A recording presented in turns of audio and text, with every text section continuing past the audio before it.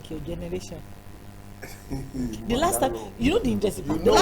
The last time I saw this kind of cufflinks was 1814. Was when my father was It was called Odiba.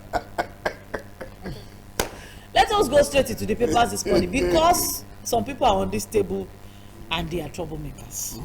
And I'm the gentle one here. And I don't want anybody to change my gentility. No.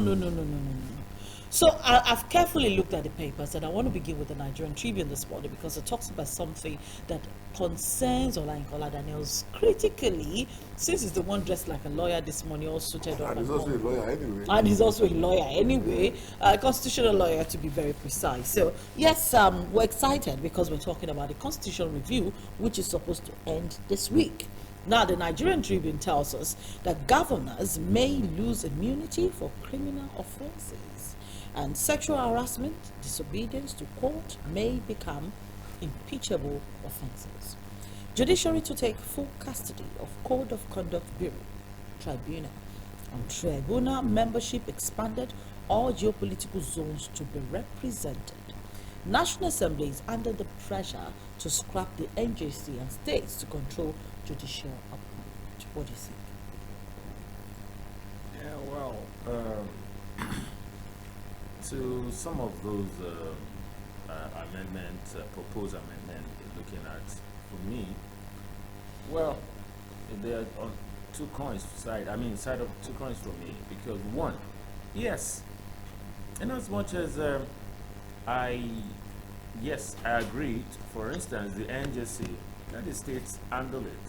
Okay. You know, rather than coming from a central level where NJC, don't forget also, for NJC, it's really not about state. Okay. NJC is not about state.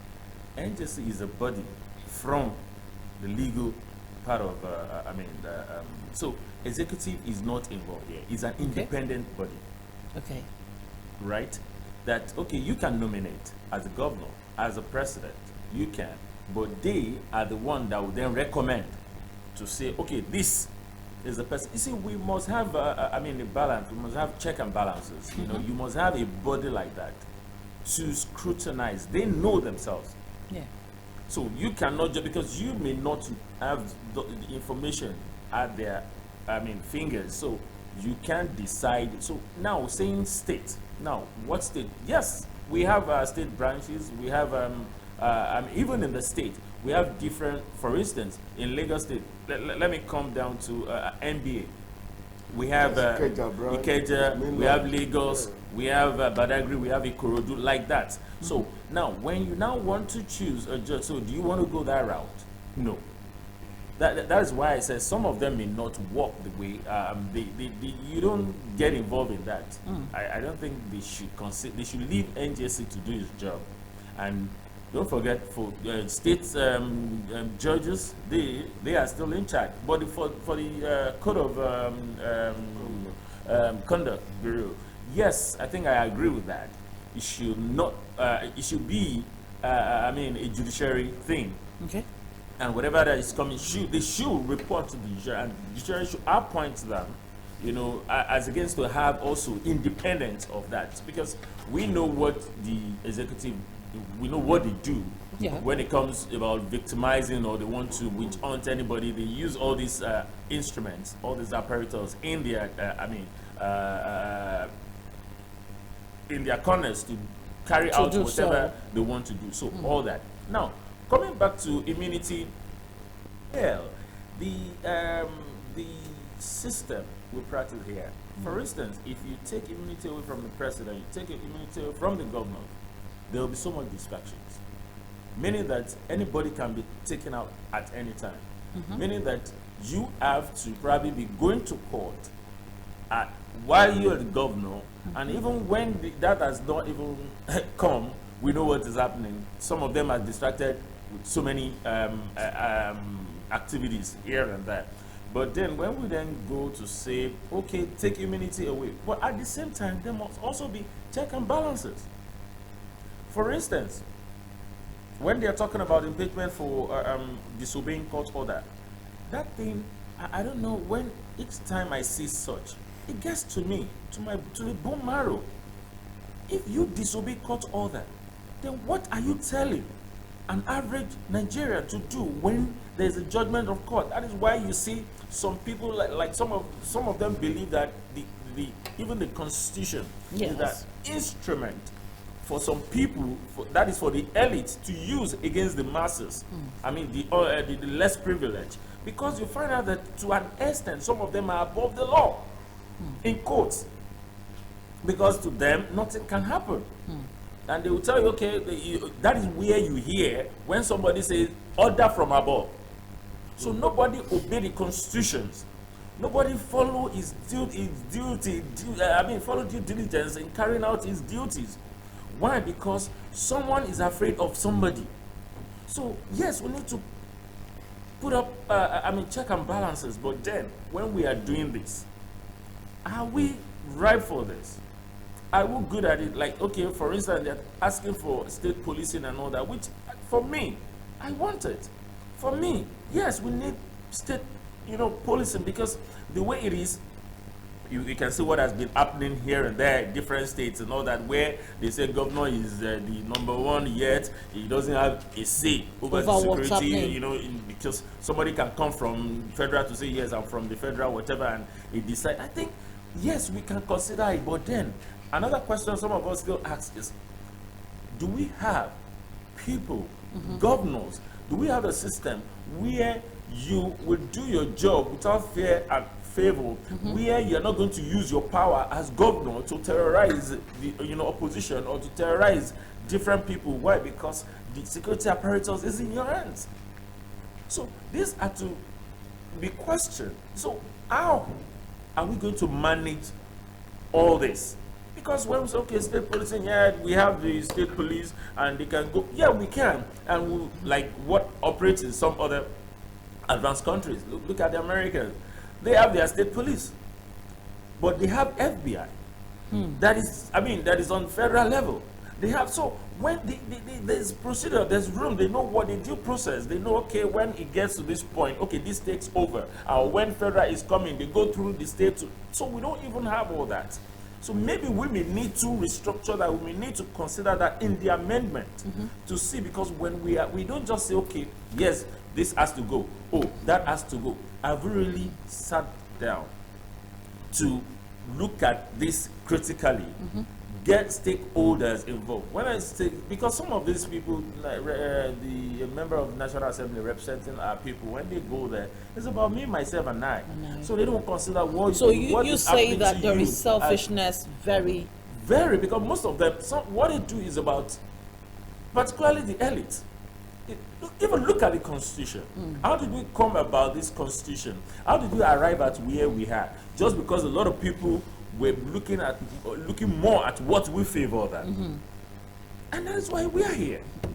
Now, it comes to the part of the appointment. Aare, with the kind of appointment that our governors usually do you think it will still favor us going the roads that Olayinka has identified? It's not only where at the state governors level. are the ones that will, appoint. Yeah, you see, it's not only at the state level that we have inappropriate people being appointed to fill positions. Yes. And of course, they have consequences. Talk about no performance and then less than quality performance that is required. And sometimes professionalism also rears its head. To that extent, I would still, for state judges anyway, I would still allow NDC to handle the work. How many judges do we have nationwide anyway? They can't be up to 10,000. Sure. So I don't think a body as organized as NGC should have a challenge in managing that crowd. If they can manage that crowd, then the body should be revamped. Perhaps, as we speak. Yes, perhaps with their operation of modus operandi be looked into. They should be able to manage that. We do not have the sagacity and maturity at the state level for some of these things. Like he said, I'm from state police, but the point is, certain state governors, if they ever had access to state police, I don't want to mention names, you will realize that opposition party members will have been reloaded out of town, that they will not be able to even step to the state again. We've seen abuses. The other day, a man was in church. They wanted to arrest him. He wasn't a hidden personality. He was a commissioner, and he worked closely. Of course, he was, his son-in-law to the former governor.